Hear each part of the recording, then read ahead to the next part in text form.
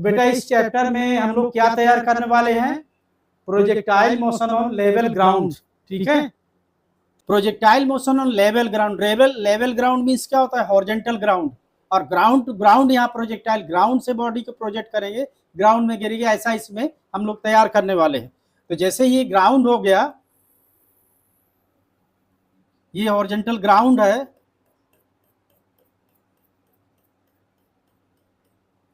अब इसके किसी पार्टिकुलर पॉइंट मान लो यहां पर ले ले, एक बॉडी है, इस पॉइंट से बॉडी को किसी वेलोसिटी u से हॉरिजॉन्टल से किसी एंगल पर प्रोजेक्ट कर रहे हैं। जैसे 1D में क्या किया था, वहां भी हमने रेक्टिलिनियर प्रोजेक्टाइल मोशन पढ़ा था हम लोगों ने।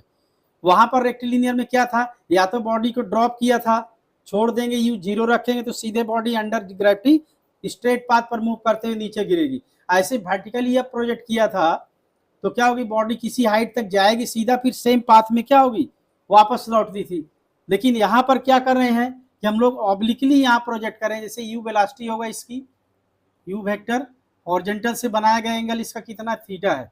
ठीक है, तो अब क्या होगा, यहाँ पर एक्सेलरेशन ड्यू टू ग्रेविटी चूंकि वर्टिकली डाउनवर्ड्स है तो बॉडी को ये पुल करेगा, तो बॉडी का जो पाथ होगा ऐसे स्ट्रेट नहीं होगा कि सीधे इस तरह जाएगी, बट क्या होगी, बॉडी यहाँ पर गिरने की कोशिश करिए, गिराने की कोशिश करेगा, तो बॉडी की ट्रेजेक्टरी कुछ इस तरह होगी। ये एक्चुअली क्या होता है, पैराबोलिक शेप होता है। ठीक है, ये पैराबोलिक शेप होगा, और पैराबोलिक पाथ पर मूव करने के लिए क्या कंडीशंस होती हैं, यहाँ पर क्या रीजन है पैराबोला होने का, कि यहाँ पर बॉडी के जो एक्सेलरेशन है a vector equal to g vector है, जो मैग्नीट्यूड डायरेक्शन दोनों में कांस्टेंट है, कांस्टेंट इन मैग्नीट्यूड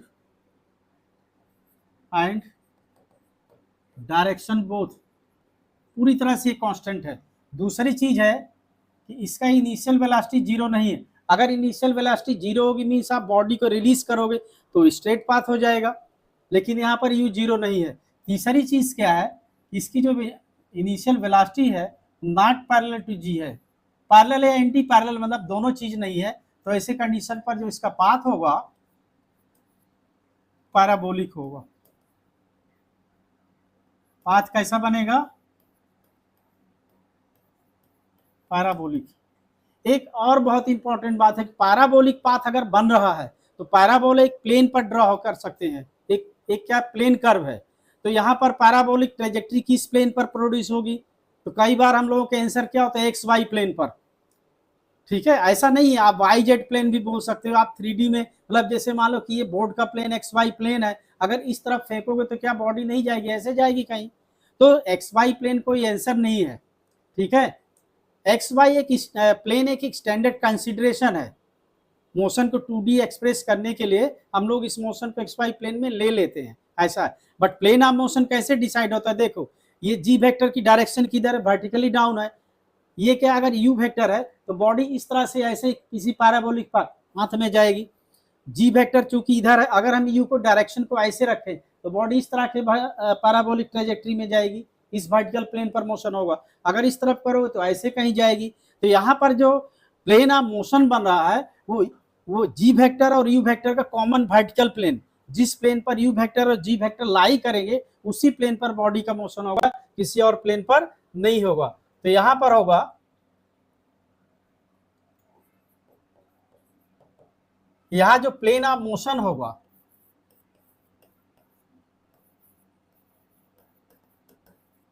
वो क्या होगा, common vertical plane of u vector and g vector. अब इस प्लेन को स्टैंडर्ड फॉर्म में हम लोग एक्स वाई प्लेन एज्यूम कर लेते हैं। ठीक है, कि फॉर 2D एक्सप्रेशन से यहां इसको हम सिंपली क्या एज्यूम कर लेते हैं, एक्स वाई प्लेन ले लेते हैं। और अगर हम एक्स वाई प्लेन ले रहे हैं तो सिंपल कंडीशन में क्या करते हैं कि इनिशियल पॉइंट जो है, पॉइंट ऑफ प्रोजेक्शन जो होगा यहाँ पर इनिशियल पॉइंट ओ, उसको ऑरिजिन एज्यूम कर लेते हैं। ठीक है, हॉरिजॉन्टल डायरेक्शन ऑफ मोशन, जैसे बॉडी इधर की और हॉरिजॉन्टली मूव कर रही है तो इसी डायरेक्शन में हम क्या करते हैं, कि पॉजिटिव एक्स डायरेक्शन इसको कंसीडर कर ले रहे हैं। ये पूरा एक्स एक्सिस हो गया हमारा यहाँ से। एंड वर्टिकली अब क्या करते हैं, वाई एक्सिस एज्यूम कर ले रहे हैं। ये वाई एक्सिस की पॉजिटिव डायरेक्शन हो गई, वो एक्स एक्सिस की पॉजिटिव डायरेक्शन है। अच्छा, अब यहाँ पर और चीजों को देखो, जैसे यहाँ से इस पॉइंट ओ से बॉडी को प्रोजेक्ट किया गया है, तो किसी फाइनल पॉइंट या पी पर ये यहाँ गिरती है, ठीक है, फाइनल पॉइंट इसका क्या है, पी है।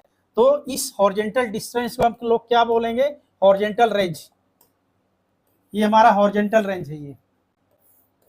और यहाँ पर ग्राउंड से ऑब्टेन जो बॉडी की मैक्सिमम हाइट है ये है, यहाँ पर मिडिल पॉइंट पर, तो इसको क्या बोलोगे आप, मैक्सिमम हाइट, ठीक है, मैक्सिमम अटेंड हाइट। और यहाँ से इस पॉइंट ऑफ प्रोजेक्शन से फिर से ग्राउंड तक वापस लौटने पर एक डिफिनिट टाइम होगा, तो इस टाइम को क्या बोलेंगे, टाइम ऑफ फ्लाइट। इन्हीं के कैलकुलेशन करेंगे, ठीक है। तो चलो इनमें यहाँ पर एलिमेंट्स का रिजोल्यूशन करें, तो इनिशियल कंडीशन पर क्या है, यहाँ जी वेक्टर यू वेक्टर है, तो इनके स्टैंडर्ड कंपोनेंट्स की बात करते हैं।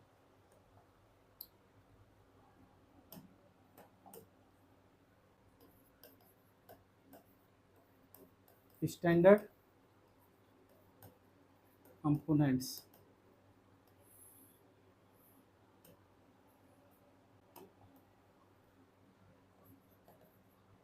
और यहाँ जी का करो, जी यानी एक्सेलेरेशन का। ऐसा नहीं कि एक्सेलेरेशन कंपोनेंट नहीं लिखना है यहाँ, ठीक है। तो यहाँ देखो,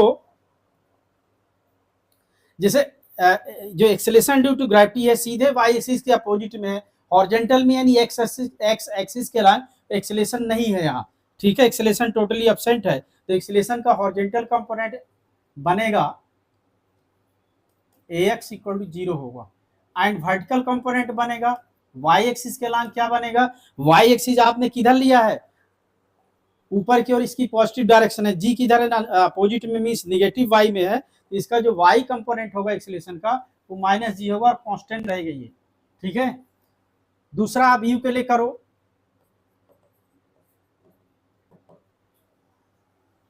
तो यहां देखिए, अगर आप इसको ज्वाइन करो इस लाइन को, यहां पर इस तरह से परपेंडिकुलर ड्रॉप करो, तो एक्स एक्सिस क्या होगा, इस थीटा एंगल के लिए क्या होगा, बेस लाइन हो गई। तो एक्स एक्सिस अगर बेस है तो बेस कंपोनेंट क्या होगा आपका, कॉस के साथ होगा, क्योंकि बेस अपॉन हाइपोटेनस में क्या होता है, कॉस थीटा। यहाँ पर जो यू का हॉरिजॉन्टल कंपोनेंट होगा उसको हम लोग यू एक्स से डिनोट करेंगे। वर्टिकल कंपोनेंट क्या होगा, यू वाई होगा, एक्चुअली यहाँ पर है, इसको आप यहाँ भी लिख सकते हो यहाँ। तो ये जो यू एक्स कहाँ पर है, बेस पर, इस राइट एंगल ट्राइंगल में, और बेस अपॉन हाइपोटेनस में कॉस होता है, तो यू एक्स क्या होगा, कॉस के साथ होगा। ऐसे यू वाई किसमें, परपेंडिकुलर में है, एंड परपेंडिकुलर अपॉन हाइपोटेनस क्या होता है, साइन थीटा होता है, तो वाई कंपोनेंट जो आएगा वो साइन के साथ होगा। तो इस तरह से यहाँ पर यू एक्स जो होगा equal to u cos theta, and u y equal to होगा यू साइन थीटा। अब यहाँ देखने वाली बात है कि एक्स कंपोनेंट ऑफ एक्सेलेरेशन क्या 0 है, और वेलोसिटी और एक्सेलेरेशन में से कौन किस पर डिपेंड है, वेलोसिटी एक्सेलेरेशन पर डिपेंड है। वेलोसिटी एक्सेलेरेशन से के द्वारा चेंज होती है, वेलोसिटी एक्सेलेरेशन को नहीं चेंज करती। तो यहाँ पर वेलोसिटी को चेंज करने वाला हॉरिजॉन्टल एक्सेलेरेशन है ही नहीं है, तो ये हॉरिजॉन्टल मोशन क्या होगा, यूनिफॉर्म, ये कांस्टेंट रहेगी वेलोसिटी, ये कंपोनेंट आपका कांस्टेंट होगा, और ये कांस्टेंट है, ये क्या है, कांस्टेंट है, और acceleration is the rate of change of velocity होता है, तो ये क्या होगी, कांस्टेंट रेट से चेंज होगी। ये जो यू वाई है ये यहाँ पर क्या कांस्टेंट रेट से चेंज होगी, तो चेंजेस विथ कांस्टेंट रेट अभी लिख दे रहे हैं। हालांकि यहाँ पर इस केस पर क्या होगी, वर्टिकल वेलोसिटी डिक्रीज और इंक्रीज होगी। जैसे यहाँ पर क्या होगा, यू वाई अपवर्ड से इनिशियली, और जी क्या उसके अपोजिट में है, तो जब तक क्या होगा, यू वाई, जब तक यू वाई अपवर्ड्स कुछ भी रहेगा तो उस केस पर जी इसको डिक्रीज करवाएगा, और डिक्रीज होते होते एक डिफिनिट हाइट जो मैक्सिमम हाइट आपकी मिली है, यहाँ पर इस हाइट पर जो वेलोसिटी का वर्टिकल कंपोनेंट होगा वो 0 हो जाएगा, ऊपर की ओर का कंपोनेंट 0 हो गया, तो अब बॉडी इससे और ज्यादा हाइट पर क्या होगा, जाना बंद होगी, मतलब नहीं जा पाएगी। अब इसके बाद नीचे गिरेगी, नीचे गिरने पर वापस से क्या होगी, वर्टिकल वेलोसिटी फिर इंक्रीज होगी। तो यहाँ पर वी बाई एच 0 होगा,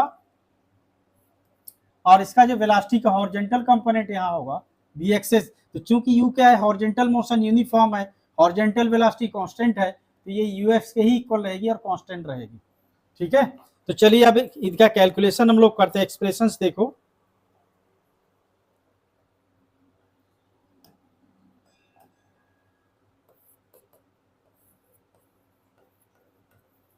एलिमेंट्स में फर्स्ट नंबर है टाइम ऑफ फ्लाइट।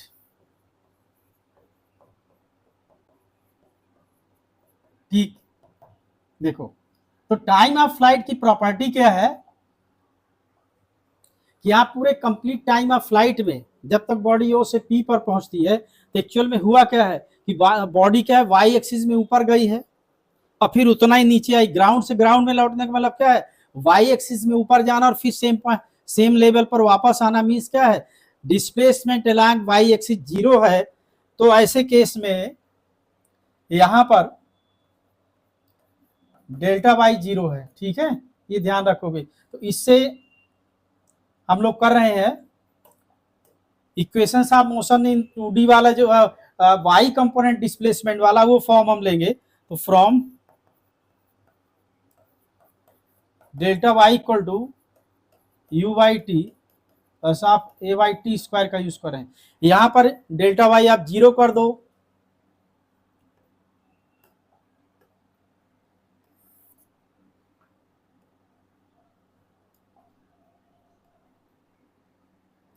तो 0 इक्वल टू होगा यू बाई, आपके पास यू साइन थीटा है, इंटू टी कैपिटल कर दे रहे हैं, acceleration due to gravity minus g है।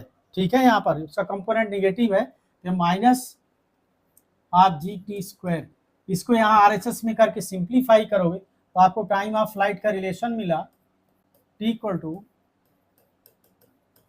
2u sign theta by g. ठीक है, अच्छा u साइन थीटा आपका यू वाई है, तो यहाँ आप यू वाई लिख सकते हो, तो 2u वाई अपॉन जी भी लिख सकते हैं इसको। तो ये आपका एक टाइम ऑफ फ्लाइट का रिलेशन हो गया, फार्मूला बन गया।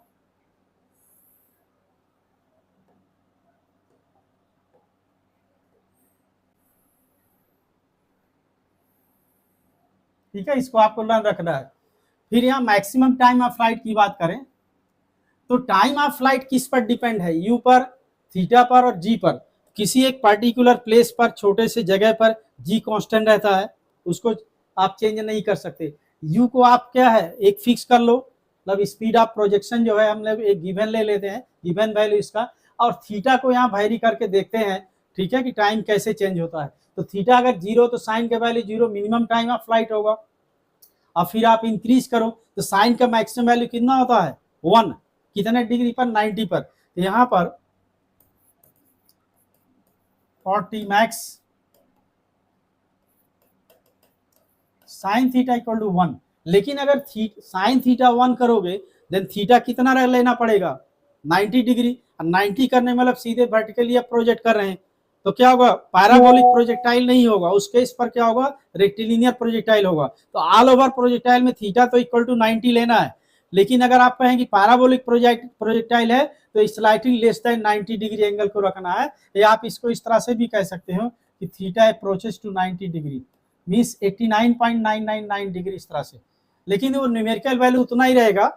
तो जो टाइम ऑफ फ्लाइट का मैक्सिमम वैल्यू आया अप्रोक्सीमेट इक्वल टू है 2u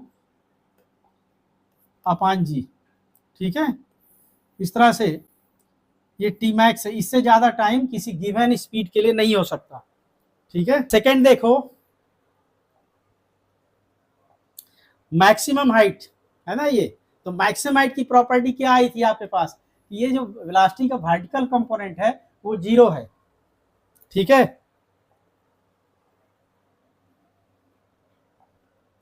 वेलोसिटी का वर्टिकल कंपोनेंट क्या ले रहे हैं, 0।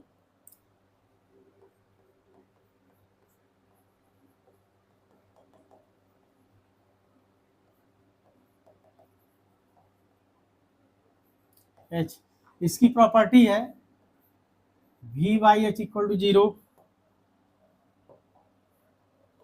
तो फ्रॉम इक्वेशन ये ले लो, v y square equal to u y square plus 2a by delta y. ठीक है, आप इसको जीरो करो फाइनल वेलोसिटी को, यहाँ पर यू वाई आपके पास कितना है, यू साइन थीटा, बहुत सिंपल है, ए वाई का वैल्यू माइनस जी है तो माइनस 2g एच, इसको करो तो इसको सिंप्लीफाई कर लो आके, तो एच इक्वल टू आपको मिलेगा you square sin square theta by 2g। You sine theta क्या है, यू वाई है, इसको आप you y square upon 2g भी लिख सकते हो। ठीक है, तो ये आपका मैक्सिमम हाइट का रिलेशन हो गया, इसको आपको रखना है। अब इसमें भी फॉर एच मैक्स की बात करो,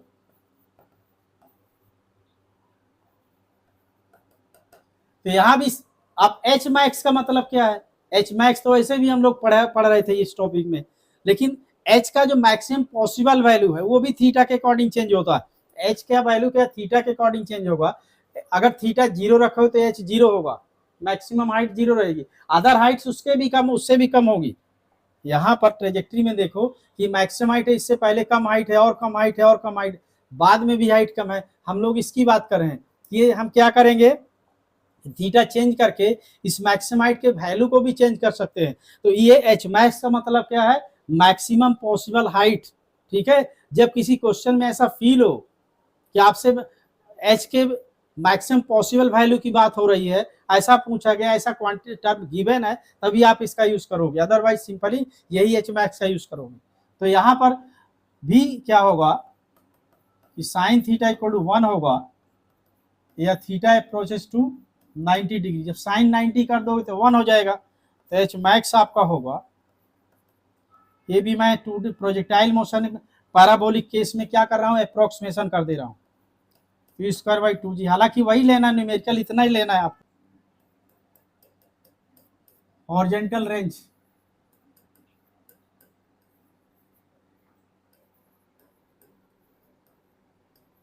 आर, तो आपने देखा कि हॉरिजॉन्टल कंपोनेंट ऑफ वेलोसिटी, ये एक्स एक्सिस के डायरेक्शन में जो वेलोसिटी है कांस्टेंट है, मतलब यहाँ हॉरिजॉन्टल मोशन यूनिफॉर्म है, तो हम क्या करेंगे, सीधा सा डिस्प्लेसमेंट इक्वल टू क्या कर दें, वेलोसिटी टू टाइम, तो आपकी हॉरिजॉन्टल रेंज ही हो जाएगी। ठीक है, यूएक्स में टाइम ऑफ फ्लाइट मल्टीप्लाई कर दो तो हो गया। तो इस तरह से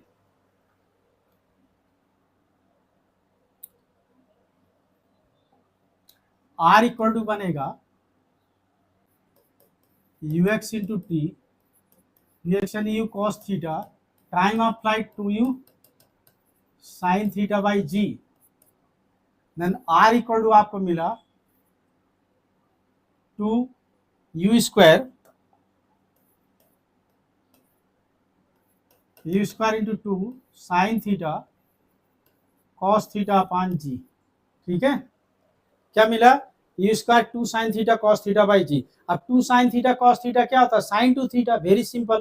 तो इस तरह से आर इज इक्वल टू हो गया आपका u square sine two theta by g. तो इसका रेंज का फार्मूला हो गया ये, इसको ध्यान रखना है। हाँ, रेंज का ओपन फॉर्म ही ध्यान रखना है, जैसे कुछ एंगल ऐसे आ जाते हैं जिनका आपके यहाँ 2 थीटा फॉर्म आपको वैल्यू नहीं याद हो, ठीक है, तो आप उससे कर सकोगे। जैसे थीटा इक्वल टू मान लो मैं 30 डिग्री दे रहा हूँ, तो 2 थीटा क्या होगा, 60 डिग्री होगा। साइन 60 सभी को मालूम रहता है, लेकिन अगर थीटा इक्वल टू जैसे मैं 37 दे दिया, ठीक है, 37 डिग्री, तो 2 थीटा क्या हो जाएगा, 74 डिग्री। तो अगर तुम इसमें रखोगे तो हो सकता है आपको वैल्यू भूल गया हो या ध्यान नहीं दिया हो, तो आप इससे फिर नहीं कर पाओगे, फिर आपको या तो ओपन करना पड़ेगा या फिर डायरेक्ट इसमें रख के करो। ठीक है, वैसे साइन 74 डिग्री किसी को ध्यान है क्या, कितना होता है? ठीक है, 24/25 साइन 74 डिग्री क्या होता है, 24/25। लेकिन ठीक है, नहीं ध्यान है तो भी किया जा सकता है, जरूरत नहीं कि आप उसको याद ही करो। ठीक है, तो चलो यहां पर ये भी फॉर्मूला आपको ध्यान रखना है और ये भी ध्यान रखना है। ठीक है, इसके लिए भी तैयार रखना है। मतलब अब इसमें आर का मैक्स वैल्यू करो, तो फॉर आर मैक्स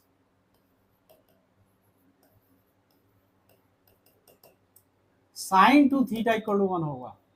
ठीक है, इसमें 2 थीटा है, तो 2 थीटा इक्वल टू कितना होगा, 90 डिग्री। 90 डिग्री पर ऐसा होगा, लेकिन 2 थीटा 90 हो, थीटा की बात नहीं हो रही, तो थीटा फिर कितना रखना चाहिए हमें, थीटा इक्वल टू 45 डिग्री। मतलब 45 डिग्री पर अगर बॉडी को प्रोजेक्ट किया जाए ग्राउंड लेवल पर तो मैक्सिमम डिस्टेंस पर गिरेगी, ठीक है। और कितना होगी मैक्सिमम रेंज, फिर आर मैक्स इक्वल टू होगा, यहाँ पर साइन टू थीटा को 1 कर दो तो सिंपल है यू स्क्वायर बाई जी हो जाएगा। तो इस तरह से आर मैक्स इक्वल टू हो गया यू स्क्वायर बाई जी, ये ध्यान रखना आपको। अब इस कंडीशन पर हाइट कितना होगी मैक्सिमम हाइट, तो h 45 मैं लिख दे रहा हूं, h मैक्स ही है पर मैक्सिमम पॉसिबल नहीं है। तो h का फार्मूला क्या होता है, you square sine theta sine square 45 degree upon 2g होता है। तो साइन 45 डिग्री 1/√2 स्क्वायर करो तो 1/2 हो जाएगा, 1/2 और एक आ गया तो ये कितना होगा यू स्क्वायर अपॉन 4g, ठीक है। तो इस तरह से 45 डिग्री में हाइट रहेगी, उतना मैक्सिमम पॉसिबल के बराबर नहीं होगा, वो थीटा लगभग क्या 90 पर होता है ऐसा, ठीक है। चलो इसको डायग्राम में समझते हैं। जैसे ये ग्राउंड हो गया,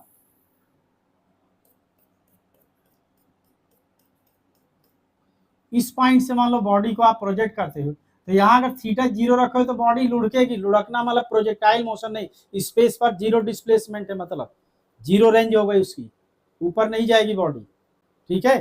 थोड़ा सा अगर एंगल रखते हो, मान लो 1 डिग्री 2 डिग्री ऐसा रखो, इस तरह मान लो मैं कोई कम एंगल रख ले रहा हूँ, यू आई गिवन है, स्पीड ऑफ प्रोजेक्शन वेलोसिटी का जो मैग्नीट्यूड है एक फिक्स वैल्यू लेके चल रहे हैं, उसको नहीं चेंज कर रहे हैं, तो बॉडी एक डिफिनिट डिस्टेंस पर यहाँ कहीं गिर रही है।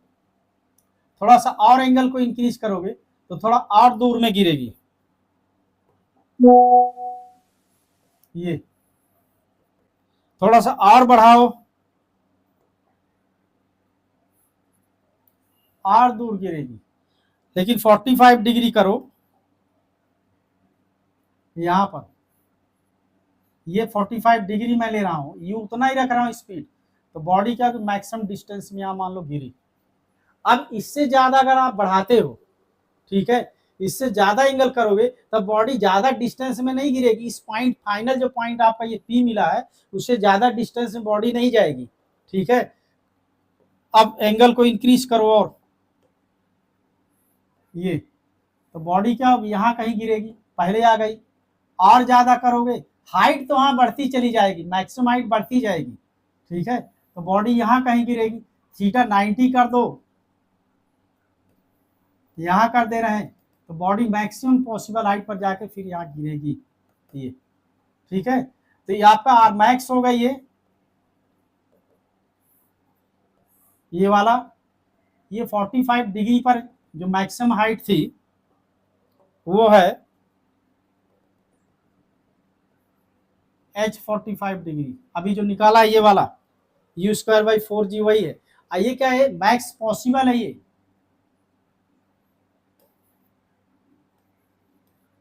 ये वाला, ठीक है। तो इनमें क्या रिलेशन आया है, रेशियो लिख, रेशियो आप नोट कर सकते हो, R max is to H max possible is to H 45 degree. R 45 और एच 45 ये सेम कंडीशन के दो हैं, और ये अलग कंडीशन का हो गया। अब इस इनके वैल्यूज क्या क्या थे, u square by g, H max possible था यू स्क्वायर बाई 2g, और एच 45 डिग्री क्या आया था यू स्क्वायर बाई 4g। आप 4 से यहाँ मल्टीप्लाई कर लो तो ये क्या होगा, 4 यहाँ हो जाएगा, यहाँ 2 और 1:1, तो 4:2:1 का रेशियो आपको मिलेगा, ठीक है। तो इस तरह इनमें रिलेशन हो गया। अब चलो इनमें आप एक दो न्यूमेरिकल्स पहले एग्जांपल्स कर लो, फिर आगे बढ़ते हैं।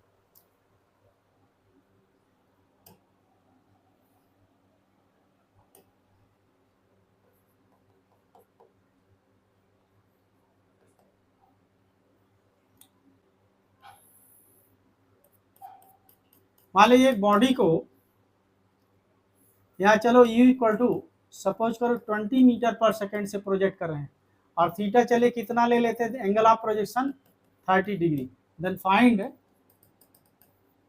Time of flight maximum height and range, ये आपको करना है। ठीक है, तो यहां देखो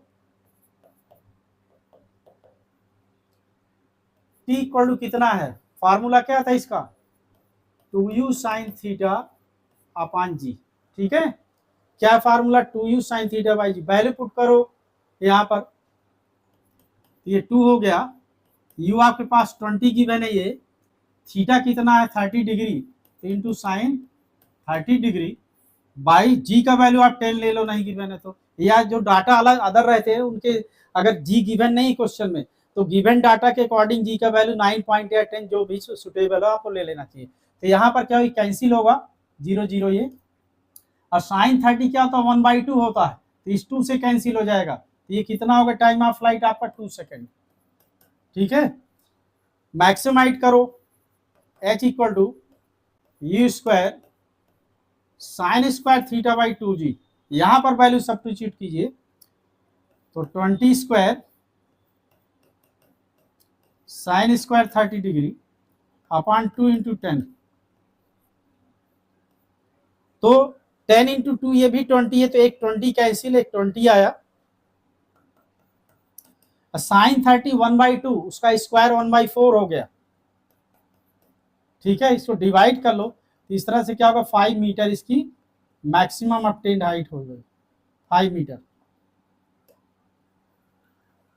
ठीक है, एंड रेंज करते हैं हॉरिजॉन्टल रेंज, तो r is equal to u square sin 2 theta वाला यहां पर आसानी से किया जा सकता है जी, तो 20 स्क्वायर साइन 2 इंटू 30 डिग्री, ये 60 हो गया अपॉन 10। ठीक है, तो यहाँ पर 20 स्क्वायर यानी 400 या एक 20 से 10 से काट लो। ठीक है, तो ये 400 या में 10 से डिवाइड कर लो, ये 40 हो गया, एंड साइन 60 कितना होता है वैल्यू, √3/2, तो इसको सिंप्लीफाई कर लो, कट करो इसको, तो 20 √3 मीटर, तो ये इसकी हॉरिजॉन्टल रेंज हो गई। ठीक है, अब एक एग्जांपल ऐसा करते हैं जिसमें ये रिलेशन आप नहीं अप्लाई कर पाओगे, कई लोग मतलब जिनको ध्यान नहीं हो, जैसे अभी पहले डिस्कस कर रहे थे कि आपको ओपन फॉर्म साइन 2 थीटा का जो फॉर्म ओपन वाला है 2 साइन थीटा कॉस थीटा, वो आप कंसीडर करो। तो एक एग्जांपल और देखो,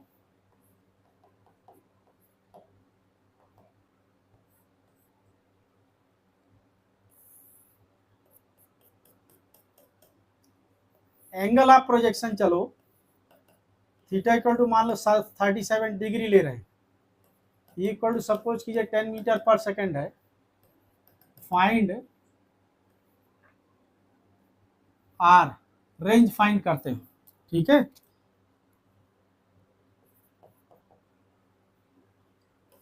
आर इक्वल टू जैसे है यू स्क्वायर साइन 2 थीटा, अगर इसको लिखोगे वाई जी, तो यहां पर आप जब पुट करोगे ना 37 डिग्री, तो 74 होगा, तो साइन 74 को फिर से ओपन करना पड़ेगा।